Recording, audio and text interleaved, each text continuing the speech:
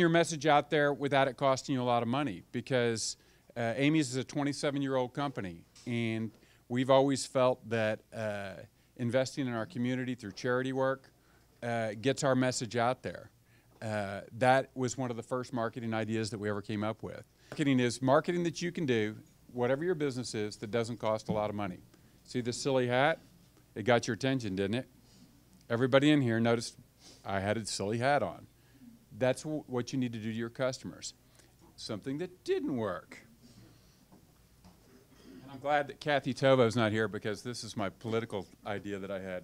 So we had an election, and I had to dig this up out of my horse barn if this tells you how bad this idea was.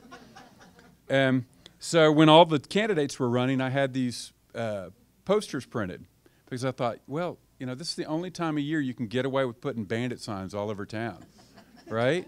So I came up with fake offices: Cream Supreme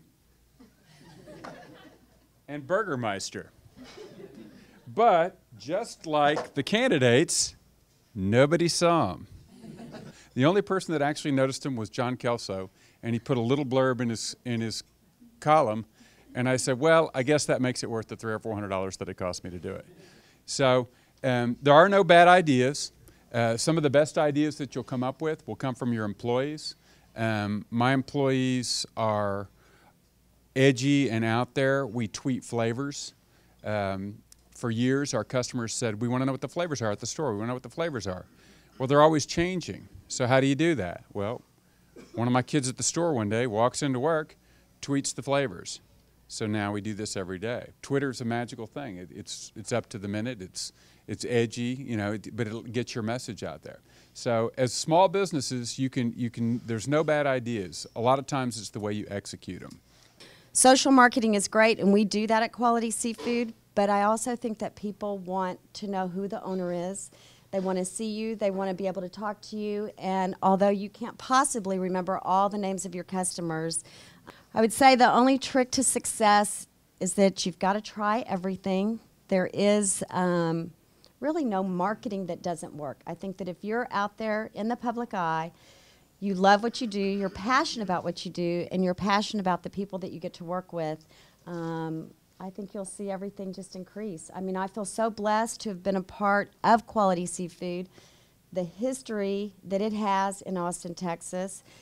I'm going to disagree. There are some really, really bad marketing ideas, and we'll get to those in a little bit. Tim and I kind of put together a plan that we weren't going to spend much on advertising. We were instead going to take that budget and build a big creative team. And so we've got, of course, there are some things that don't work. I really loved the Chris Elliott movie Cabin Boy, and there's a half man, half shark in it. So during Shark Week last year, we thought this is going to be great. We're going to do a full week of shark programming to kind of piggyback on the Discovery Channel's shark programming. And in the middle of it, I'm going to do a Cabin Boy quote along. And 8 people came.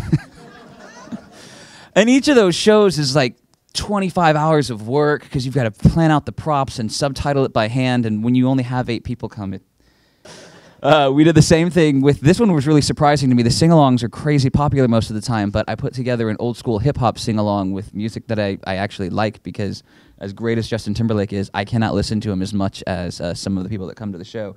That was also 6 people came to the hip-hop sing-along. We played a documentary. It was a good night though, right? Sometimes the small crowds, you're like, well, we don't have to be responsible at all, because no one's going to know about this tomorrow.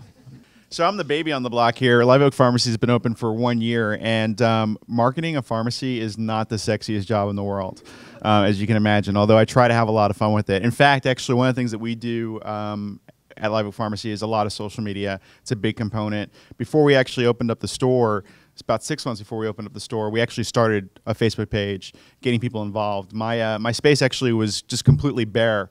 Didn't even have drywall up. So every week we'd go in and take photos. This is what's going on with Live Oak Pharmacy. Hey, this is the color of the wall that we think we're going to paint the wall this color. What do you think? Now, ultimately, obviously, we made the decision, but we got people involved in everything from the light fixtures to, hey, we're putting in an herbal tea bar in the pharmacy. Did you know we're going to be serving herbal tea? And getting people engaged, so that on April 2nd of last year when I opened, one of the first questions I had to deal with was, well, where's your first location?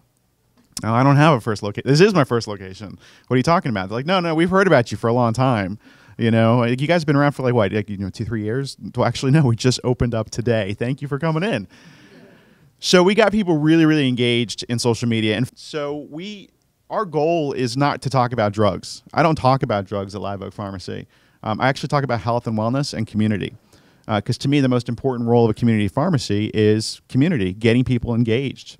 Someone wants to sit in a store for 45 minutes, listen to a presentation. I mean, we live in a Facebook and Twitter world. So we did a course correction and created the unpresentation, which is the best of a presentation, but without the presentation. We bring in a speaker who actually their just job is to mix and mingle, and my role is basically Julie, your ship's cruise director, and introducing people back and forth. You know, we have some beer or wine available, some food. We bring in a vendor to talk about their product, and we just have a cocktail party essentially at the pharmacy. One thing that's been really kind of cool for the pharmacy, which something you might want to kind of consider, is becoming, interestingly enough, I am the go-to guy when it comes to social media for pharmacy. Apparently this is not a big urge for pharmacists to understand social media. And actually got on the cover of America's Pharmacist, which you will not find anywhere unless in fact you are a pharmacist. But it's created an opportunity where now we're the go-to people. Live Oak Pharmacy is like the go-to of independent pharmacy, of what is new and trendy. While that doesn't necessarily help bring customers in my door, what it has done is it's created an opportunity. As being a 1-year-old business, I've got 50-year-old businesses contacting me, asking me for help, and now I have an opportunity to ask them for some help and grow my business in a way that I wouldn't necessarily before. So if there's something that you're really passionate about in your industry, you know, I highly recommend that you kind of jump on that and take it. But I do agree, there are bad marketing ideas. It would be really easy to throw M&Ms in a prescription vial and hand those out to kids, you know. That would get me a lot of exposure. Not good exposure. The marketing comes second. So decide who you are and how that's best represented visually. Everything we do, whether it's a poster you see in a coffee shop or, you know, we don't do a lot of ads, but whatever. Whenever you come in contact with our brand, I want you to visually get it without having to do a lot of reading and not having to like understand what that's about, while still leaving a little mystery to it. Birds Barbershop, wait, that doesn't seem like a real barbershop, but wait, you know, so like for that first timer. So I think the brand, just starting there, really getting it pro, don't be cheap.